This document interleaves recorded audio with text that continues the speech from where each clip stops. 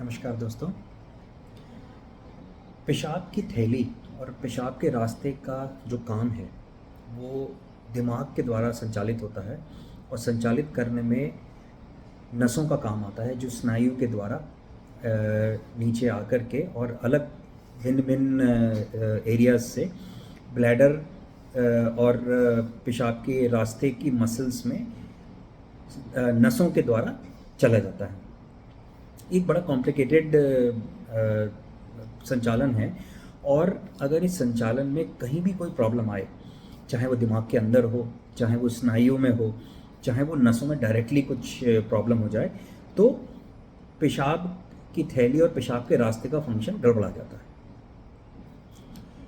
अब अगर इनसे ऐसी प्रॉब्लम होती है तो उसको हम न्यूरोजेनिक ब्लैडर की संज्ञा देते हैं। न्यूरोजेनिक ब्लैडर कोई एक बीमारी नहीं बल्कि बहुत सारी बीमारियों का एक कलेक्शन है।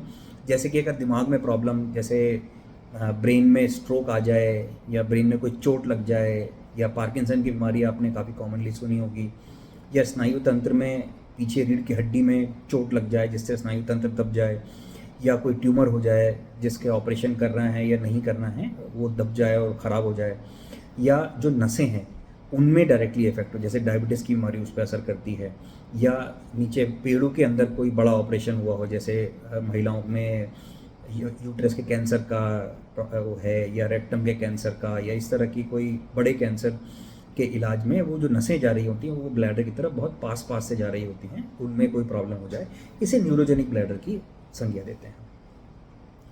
अब क्योंकि बीमारियां अलग अलग हैं तो इलाज भी अलग अलग हैं, लेकिन आप यूँ समझिए कि पेशाब के रास्ते और पेशाब के थैली का मेन फंक्शन क्या है। मेन फंक्शन पेशाब कर पाना नहीं है, पेशाब को कंट्रोल करके ब्लैडर में एकत्रित करना है। इसका एक उदाहरण समझिए। मान लीजिए कि पेशाब एकत्रित होने का ब्लैडर का फंक्शन ना कर रहा हो तो, और पेशाब करने का हो रहा हो तो क्या होगा, हर घड़ी घड़ी आप पेशाब जाना पड़ेगा, यानी कि वो सही बात नहीं है। उल्टा सोचिए कि अगर पेशाब एकत्रित तो ठीक से हो रहा है लेकिन कर नहीं पा रहे हैं, वो आप कर सकते हैं कि नाली डाल करके या जैसे भी करके पेशाब समय समय पर किया जा सकता है। तो दोस्तों ये समझना चाहिए कि पेशाब की थैली और पेशाब के रास्ते का मेन फंक्शन है पेशाब को एकत्रित कर पाना और ब्लैडर का प्रेशर उस दौरान लो रहना, क्योंकि ब्लैडर का प्रेशर अगर हाई रहेगा और पेशाब एकत्रित हाई प्रेशर में होता रहेगा, वो हाई प्रेशर सीधे किडनी में जा करके किडनी खराब करेगा। तो जब भी कोई न्यूरोजेनिक ब्लैडर का पेशेंट होता है तो उसको हम सबसे पहले ये देखते हैं कि उनके ब्लैडर को स्टोर करने लायक कैसे बनाया जाए, चाहे तो वो दवाइयों के द्वारा हो, चाहे कभी कभी कुछ खास तरह के इंजेक्शन ब्लैडर में दिए जाते हैं, बोटॉक्स इंजेक्शन बोलते हैं, या बहुत रेयर केस में बड़ा ऑपरेशन करके आंत जोड़ करके पेशाब की थैली का साइज़ बढ़ाया जा सकता है। यानी कि अगर पेशाब के रास्ते की मसल्स पेशाब की थैली बड़ा होने के साथ साथ थोड़ा सा टाइट रख सकें तो आपका आधा काम तो चल जाता है, यानी किडनी सेफ, दूसरा पेशाब एकत्रित काफ़ी देर तक रह सकता है, मे बी 4 घंटे 5 घंटे। अब आते हैं पेशाब कर पाने के ऊपर। जो बहुत सीवियर केसेस हैं, जैसे कि स्पाइनल कॉर्ड टूट चुकी है और नसें दब चुकी हैं और वो नहीं वापस काम कर पा रही हैं, क्योंकि समझिए कि जो पेशाब की थैली रास्ते को सप्लाई करने वाली नसें बहुत महीन होती हैं, वो चोट लगने पर तुरंत खराब होने की टेंडेंसी रखती हैं। सो अनलेस कोई बहुत जल्दी ऑपरेशन हो जाए, मान लीजिए किसी का स्नायु रीढ़ की हड्डी टूट गई, अब तुरंत ऑपरेशन हो जाए, तो काफ़ी चांस होता है कि उसको रिकवर किया जा सके, लेकिन थोड़ा भी विलम्ब होने पर वो नसें ठीक नहीं हो सकती, यानी कि न्यूरोजेनिक ब्लैडर पूरी तरह ठीक नहीं हो सकता। तो ऐसी स्थिति में हमें we have to way around it, जो कि मैं आपको बता रहा हूँ। अब आता है पेशाब के रास्ते का फंक्शन। समझिए कि ब्लैडर के अंदर होल्डिंग पावर तो है, ब्लैडर का लो प्रेशर है, लेकिन जो मांसपेशी है वो ढीली पड़ गई हैं। अब वो जब ढीली पड़ गई हैं तो वो पेशाब कंटिन्यूसली लीक करे जा रहा है।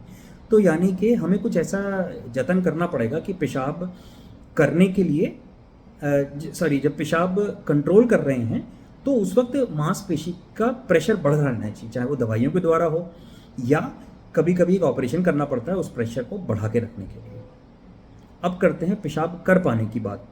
पेशाब कर पाने की बात में क्या होना चाहिए कि दो चीज़ें आवश्यक हैं कि पेशाब की थैली पंपिंग पावर रखती हो जब चाहें आप, या चाहे ना भी चाहें, चाहे रिफ्लेक्स के द्वारा, और साथ ही जो पेशाब की नाली है उसकी जो मांसपेशियां हैं वो ढीला होने की क्षमता रखती हैं। दोनों एक साथ होना चाहिए। अब आइडियली तो ये कंट्रोल ब्रेन में होता है, वो तो है नहीं, तो उसके लिए कभी कभी कुछ दवाइयों के हेर फेर से काम किया जा सकता है। नहीं तो मोस्ट ऑफ द टाइम अगर हमने ब्लैडर का स्टोरेज फंक्शन, मतलब पेशाब एकत्रित होने की क्षमता अचीव कर ली है, तो फिर हम पेशाब करवाने के लिए एक CIC एक तरीका होता है। सुनने में बड़ा लगता है कि मरीज़ को खुद या उसके जो केयर टेकर हैं वो पेशाब के रास्ते में हर 4 या 6 घंटे में एक बार नाली डालें और पेशाब खाली कर दें। तो इसके एक प्रॉपर तरीका होता है, जो आप जब अपने डॉक्टर से मिलेंगे तो वो प्रॉपर तरीका बताएंगे आपको, किस प्रकार से सफाई रखनी है, किस प्रकार से नाली डालनी है, जेली लगा करके लुब्रिकेट करना है ताकि कोई चोट ना पहुँचे। इस प्रकार से पेशाब को खाली किया जा सकता है। और कुछ ऐसे लकी लोग होते हैं जिनमें पेशाब खाली करने की कुछ क्षमता रह जाती है, वो हम दवाइयों या कुछ इंजेक्शन वगैरह के द्वारा उसको बढ़ा सकते हैं। एक और पद्धति होती है वो न्यूरोसर्जिकल ऑपरेशन है, जो कॉस्ट की और अवेलेबिलिटी की वजह से इंडिया में बहुत ज़्यादा प्रचलित नहीं है। वो एक उसमें क्या करते हैं, एक तरह का पेसमेकर लगाया जाता है, उससे उसको समय समय पर आप ऑन कर सकते हैं जिससे कि तुरंत पेशाब निकलने का एक यूँ समझिए कि एक नसों का एक नया सिस्टम बना देता है कि वो खुद स्टिमुलेट करता है पेशाब के रास्ते को रिलैक्स होने के लिए और ब्लैडर को पंप करने के लिए। इसे कहते हैं ब्रिंडलेस सिस्टम। वो बहुत कम अवेलेबल है इंडिया में।